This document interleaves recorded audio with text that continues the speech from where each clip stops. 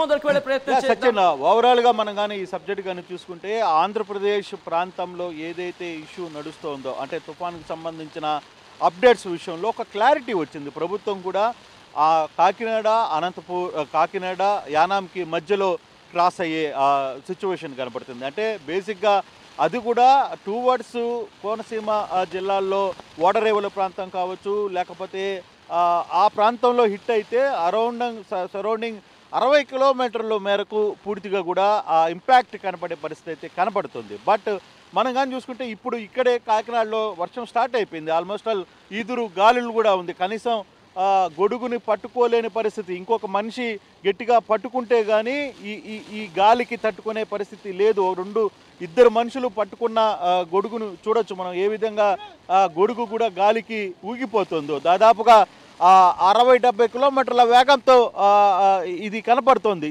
చాలా వరకు సత్యన్న ఈ గొడుగుని హ్యాండిల్ చేయడం చాలా కష్టమైన పరిస్థితి. అందుకే మన రిపోర్టర్ని మళ్ళీ తోడుగా పెట్టాల్సిన పరిస్థితి ఇక్కడ కనపడుతుంది. అటువంటి సిచ్యువేషన్ చూసామంటే గొడుగు ఇరిగిపోతుందేమో అని. ఇది ఆల్రెడీ మన గొడుగు చాలా స్ట్రాంగ్గా ఉంటుంది. అటువంటి గొడుగు కూడా ఇక్కడ ఉండే పరిస్థితి లేదు. అంటే అటువంటి సిచ్యువేషన్ గాలులు ఇప్పుడే స్టార్ట్ అయినాయి. ఆల్మోస్ట్ ఆల్ ఈ ప్రాంతం మొత్తాన్ని కూడా ఇక్కడ మనం కానీ ఒకసారి చూస్తే ఈ ప్రాంతాన్ని మొత్తాన్ని కూడా మొత్తం జనాలందరినీ కూడా ఖాళీ చేసేశారు. ఆల్మోస్ట్ ఆల్ ఖాళీ చేసేశారు. గాలి విపరీతమైన పరిస్థితి. పోలీస్ కంప్లీట్గా ఈ ప్రాంతాన్ని ఉదయం నుంచి జరుగుతున్న హడావిడి ఈ మొత్తాన్ని ఖాళీ చేయించేసింది. ఇక్కడ నుంచి ఉండడానికి ఎవరు లేదని చెప్పింది. ఇక్కడున్న గ్రామాల్లో ఉన్న లేదు కొత్తపట్నం విలేజ్లో ఉన్న పబ్లిక్ మొత్తాన్ని కూడా వేరే ప్రాంతాలకి తరలించేసింది. ఎక్కడ ఎవరు ఈ ప్రాంతంలో ఉండడానికి లేదు అని చెప్పిన పరిస్థితి. ఒకవైపు సముద్రం నుంచి చూసుకుంటే ఎటువంటి అలజడి చూడొచ్చు. సముద్రం దగ్గర వెళ్ళే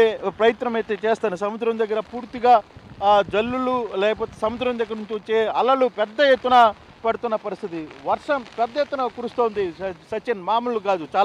చాలా హార్ష్గా తగులుతోంది. అసలుకి హ్యాండిల్ చేయడం చాలా కష్టంగా ఉన్న పరిస్థితి. కంప్లీట్గా వర్షంకి సంబంధించిన స్టార్ట్ అయిపోయింది. తుఫాన్ ఇంపాక్ట్ ఆల్రెడీ స్టార్ట్ అయిందనేది చాలా క్లియర్గా అర్థమైపోతుంది. అసలు కంప్లీట్గా ఈ వర్షంలో ఇంత అంటే తుఫాను ముందు ఎటువంటి వర్ష బీభత్సం ఉంటుందో నేను ఇప్పుడు మీకు చూపించే ప్రయత్నం చేస్తాను. ఎగ్జాక్ట్గా నేను ఒక రకంగా తుఫాను ముందు తుఫాను సమయంలో జరిగే వర్షంతోనే నేను ఉండాల్సిన పరిస్థితి. సో ఇటువంటి సిచ్యువేషన్ కనబడుతుంది. పూర్తిగా కూడా అసలు కంప్లీట్గా సముద్రం దగ్గర నుంచి అలలు కావచ్చు, లేకపోతే వస్తున్న ఇంపాక్ట్ కావచ్చు, వీటన్నిటికీ అప్పటికి నేను ఒక సపోర్ట్తో ఉన్న గొడుగు అంటే ఆ వర్షం నీళ్లు ఎంత ఫోర్స్గా కొడుతున్నాయంటే మీరు అర్థం చేసుకోవాలి.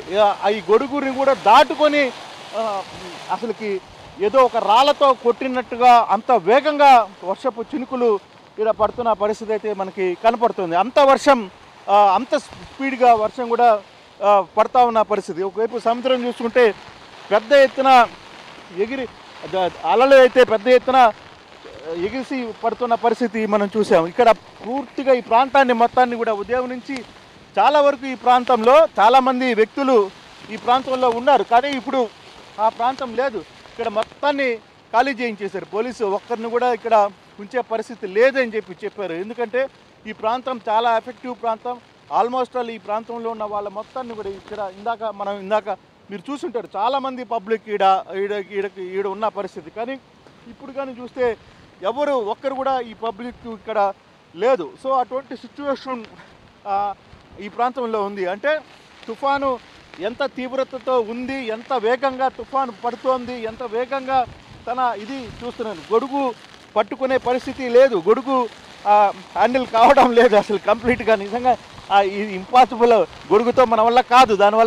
దానికంటే కూడా తడవడమే మేలు అనిపిస్తుంది. దాన్ని హ్యాండిల్ చేయడం కూడా చాలా కష్టంగా ఉన్న పరిస్థితి. సో ఇటువంటి సిచ్యువేషన్, అటువంటి పరిస్థితి మనకి కాకినాడ ప్రాంతంలో కనబడుతుంది. సేమ్ ఇంకా ఆల్మోస్ట్ ఆల్ తుఫాను ముందు ఏ విధంగా ఉంటుందో అటువంటి పరిస్థితులే కనపడుతున్నాయి. ఇక్కడ నిలబడడానికి కూడా వీలు లేని పరిస్థితి కనపడుతుంది సచిన్.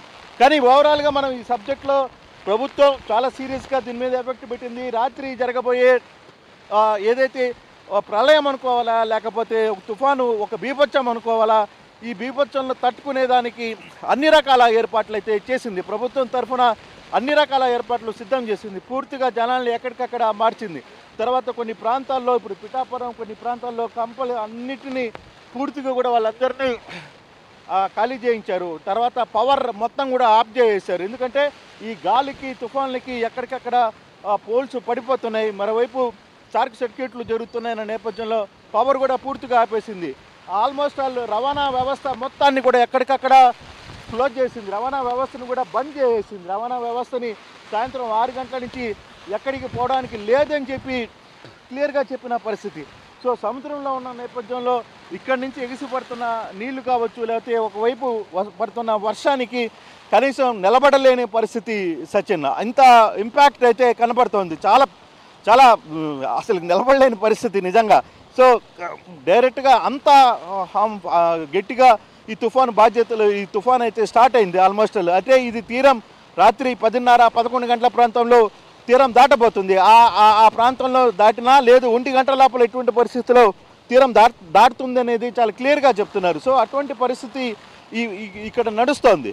సో మరి దానివల్ల జరగబోయే ఇంపాక్ట్ ఏంటి అనేది ప్రభుత్వం పదే పదే లెక్కలేసుకుంటుంది. దాని తర్వాత ఏం జరగబోతుంది, పొలాలు పంట నష్టాలు జరగబోతున్నాయా, పొలాలు నీళ్ళల్లో ఇరగబోతున్నాయా, చెట్లు పడిపోతున్నాయా, కరెంట్లు హుదూదులో ఏదైనా సంఘటన వైజాగ్లో జరిగిందో అటువంటి సంఘటనలు ఏ ప్రాంతంలో చోడుచుకోబోతుంది, అది ఈస్ట్ గోదావరి కోనసీమ ప్రాంతంలో జరుగుతుందా, లేదు కాకినాడ పరిసర ప్రాంతాల్లో జరుగుతుందా, లేదు యానాం దాటిన తర్వాత జరగబోతుందా అనేది ఇంకా ప్రాథమిక అంచనాకి రాలేదు. మోస్ట్లీ ఓడల రేవు ఆ ప్రాంతంలో ఎక్కువగా ఉండొచ్చు అనేది ఒక ప్రస్తుతానికి ఒక అంచనా, తాజా అంచనా. కానీ అది 9:30-10 గంటల ప్రాంతంలో ఎలా ఉంటుందనేది చూడాల్సిన పరిస్థితి అయితే ఉంది. ఆల్మోస్ట్ ఆల్ విపరీతమైన గాలి వర్షం, అసలు ఈ గాలి దాదాపుగా 80-90 కిలోమీటర్ల వేగంతోనే వీస్తోంది. చాలా ఇంపాక్ట్, అసలు మనిషిని నిలబడడానికి కూడా వీలు కాని పరిస్థితి.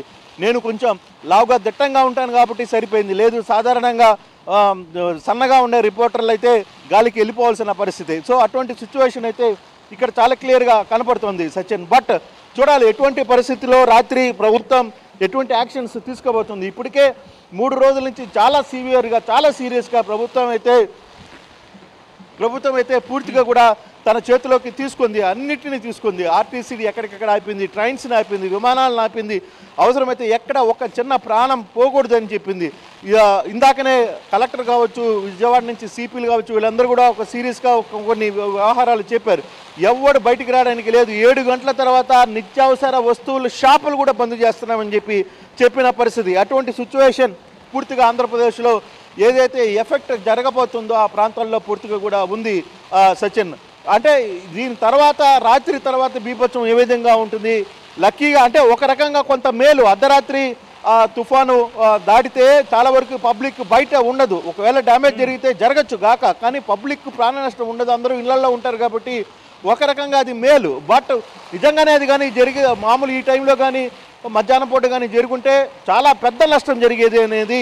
అయితే ప్రభుత్వం ఎక్కడికక్కడ పూర్తిగా కూడా అప్రమత్తం చేసింది, ఎవరిని పూర్తిగా ఉండద్దు. చాలా రోజుల నుంచి పిల్లలకి 2 రోజుల నుంచి ముందుగానే సెలవులు ఇచ్చే ప్రయత్నం చేసింది, ఎవరిని బయటికి రాకుండా చెప్పింది. సో అటువంటి సిచ్యువేషన్ అయితే చాలా స్పష్టంగా కనపడుతుంది. ఇక్కడ ఇప్పుడు ఉన్న సిచ్యువేషన్కి జరుగుతున్న అంటే ఆల్రెడీ కాకినాడ ఇంపాక్ట్ అర్థమైపోతుంది సచిన్. చాలా క్లియర్గా తుఫాను ఈ ప్రాంతంలో ఎటువంటి బీభత్సాన్ని సృష్టించబోతుంది రాబోయే 2-3 గంటల్లో అనేది చాలా క్లియర్గా ఉంది. ప్రభుత్వం అన్ని రకాల చర్యలకైతే సిద్ధమైంది. ఇక్కడున్న ప్రజలందరినీ సురక్షిత ప్రాంతాలకి తరలించింది. ఇతర ప్రాంతాల్లో ఉన్న వాళ్ళని, తర్వాత సేఫ్టీ లేని వాళ్ళందరినీ కూడా ఒక సేఫ్ జోన్లోకి పెట్టే ప్రయత్నం చేసింది. వాళ్ళందరూ కూడా కొంత సేఫ్గానే ఉన్నారు. అయితే ఇప్పటికిప్పుడు జరుగుతున్న ఈ వ్యవహారంలో మాత్రం ఎటువంటి సిచ్యువేషన్స్ రేపు అంటే ఈ తుఫాను హిట్ అయిన తర్వాత జరగబోయే పరిణామాలు ఏంటి, ఏ విధంగా నష్టం ఎదుర్కోవాలి, ఎటువంటి పరిస్థితులు ఉంటాయి, పంట నష్టం జరుగుతుందా, ప్రాణ నష్టం జరుగుతుందా, చెట్లు పడిపోతాయా, కరెంటు పోల్స్ నేలకొల్తాయా, ఇవన్నీ కూడా ఒక ఇష్యూ అయితే వీటన్నిటికీ సంబంధించిన వ్యవహారంలో ఎంతవరకు వేచి ఉంటారు అనేది చూడాల్సిన పరిస్థితి అయితే ఉంది. సో ప్రభుత్వం అయితే దాని అన్నిటికీ సిద్ధంగా ఉంది. ఎలక్ట్రికల్ వాళ్ళకి సెలవులు లేవని చెప్పింది, రెవెన్యూ వాళ్ళకి సెలవులు లేవని చెప్పింది. సెలవుల్లో ఉన్న వాళ్ళందరినీ ఇమ్మీడియట్గా రమ్మన్నారు. ఒకవైపు ఎన్డీఆర్ఎఫ్, ఎస్డీఆర్ఎఫ్ వీళ్ళందరినీ కూడా ఎక్కడికక్కడ డిప్లాయ్ చేసిన పరిస్థితి. ఒక్కొక్క ప్రాంతంలో దాదాపుగా 2 యూనిట్లను పెట్టింది, అవసరమైతే ఇంకొక 4 యూనిట్లను కూడా స్పేర్లో ఉంచింది.